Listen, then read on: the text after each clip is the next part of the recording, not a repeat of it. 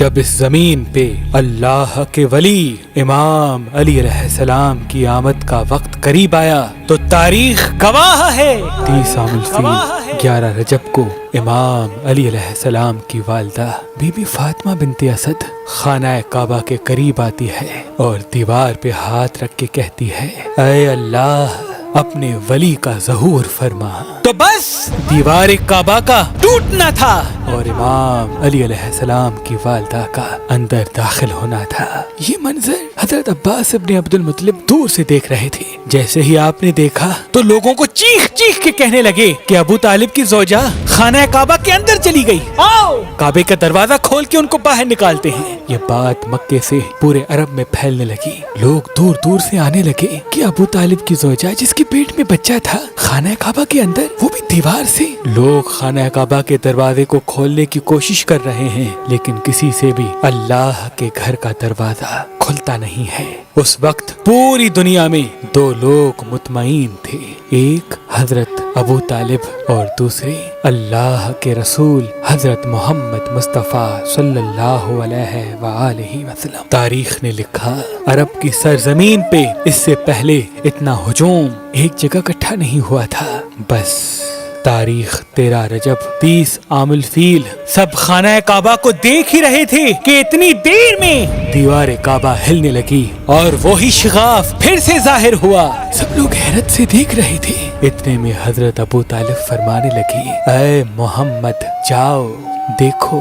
اللہ کے رسول اپنے مبارک قدموں سے خانہ کعبہ کے اندر جیسے ہی پہنچے تو دیکھا ایک نورانی بچے کے نور سے پورا خانہ کعبہ چمک رہا ہے۔ آپ نے دیکھا کہ امام علی کی والدہ پریشان ہے۔ رسول اللہ نے فرمایا اے میری ماں آپ غمزدہ کیوں ہیں؟ تو بی بی فاطمہ بنت اسد فرمانے لگی اے میرے بیٹے محمد، اللہ نے جیسے ہی اس بچے کا ظہور کیا تب سے لے کے نہ یہ بچہ روتا ہے نہ دودھ پیتا ہے۔ اللہ کے رسول نے مسکرا کے جیسے ہی بچے کو گود میں اٹھایا تو وہ بچہ مسکرا کے اپنی آنکھیں کھولنے لگا۔ اللہ کے رسول نے اپنی زبان امام علی علیہ السلام کے منہ میں دی اور امام علی علیہ السلام رسول اللہ کی زبان چوسنے لگی۔ پھر جیسے ہی رسول اللہ اپنی گود میں امام علی علیہ السلام کو لے کے باہر آتے ہیں تو سارا عرب اس بچے کے نور اور فضیلت کو دیکھ کے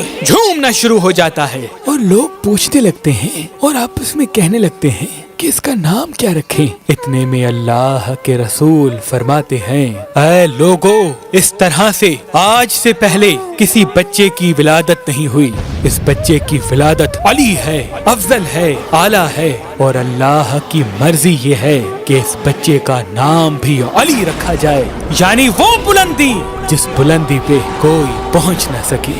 بس فضا میں علی علی کی صدائیں بلند ہونے لگیں۔ اتنے میں جناب ابو طالب امام علی علیہ السلام کو لے کے اپنے گھر کی طرف جا ہی رہے تھے کہ کسی منافق نے کہا اے ابو طالب کیا وہ رسم نہیں کرو گے جو ہر بچے کے ساتھ کی جاتی ہے؟ مکے میں یہ رواج تھا کہ پیدا ہونے والے بچے پہ سانپ چھوڑتے تھے، اگر سانپ بچے کو مار دیتا تھا تو وہ یہ سمجھتے تھے کہ یہ بچہ اپنے باپ کی اولاد نہیں، لیکن اگر سانپ بچے کو کچھ نہیں کرتا تھا تو پھر وہ یہ کہتے تھے کہ یہ بچہ اپنے باپ کی اولاد ہے اور ہمارے لیے قابل عزت بنے گا۔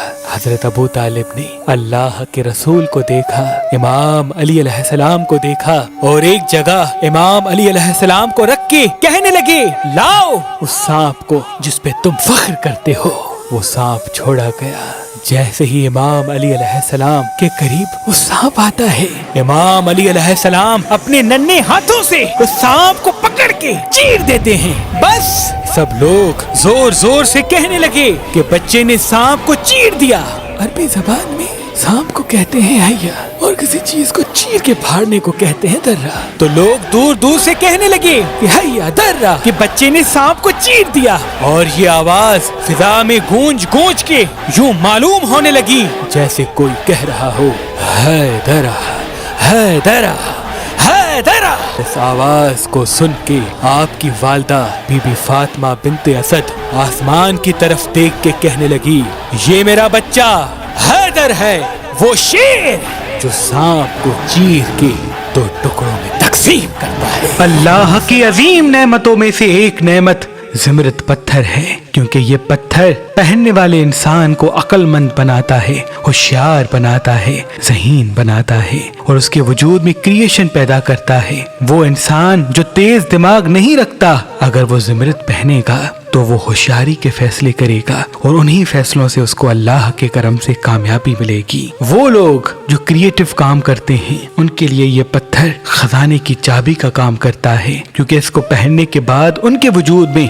नए नए आइडियाज पैदा होते हैं। वो लोग जो ज़हीन नहीं होते या जिनका हाफजा कमजोर होता है, जैसे ही ज़िमरत पत्थर पहनेगा, अल्लाह के करम से वो होशियार, तेज दिमाग, हाजिर दिमाग होगा। अल्लाह के वली हजरत शाह शम्स तबरेज़ सब्ज़वारी ज़िमरत पत्थर पे खास इसमें आदम दम करके अपनी अकीदतमंदों को दिया करते थे और ये फरमाते थे कि इस पत्थर को पहनो, अल्लाह तुम्हारे दिमाग को तेज करेगा, होशियार बनाएगा और समझदारी के साथ फैसले करने का जज्बा देगा। वो बच्चे जो पढ़ाई में होशियार नहीं होते, उनके लिए ये पत्थर अनमोल खजाना है। आपकी रहलत के बाद आपकी औलाद सैयद सदरुद्दीन, सैयद हसन कबीरुद्दीन, सैयद ताजुद्दीन, बीबी बादशाहज़ादी और तमाम शमसी जाफरी सादात आज भी ज़िमरत पत्थर पे खास इसमें आज़म दम करके दिया करते हैं। अगर आप भी ये पढ़ा हुआ ज़िमरत पत्थर हासिल करना चाहते हैं तो आज ही मेहरबान स्टूडेंट्स के नंबर पे कॉल करें और ये पढ़ा हुआ ज़िमरत पत्थर हासिल करें। अगर हमारा नंबर आपको मसरूफ मिलता है तो आप हमारी वेबसाइट मेहरबानी.com पे आएं और ये पढ़ा हुआ ज़िमरत पत्थर हासिल करें। आप ये ज़िमरत पत्थर हमारी एप्लीकेशन जो गूगल प्ले स्टोर और आईफोन पर मौजूद है, वहाँ से भी हासिल कर सकते हैं। अल्लाह आपको आबाद रखे।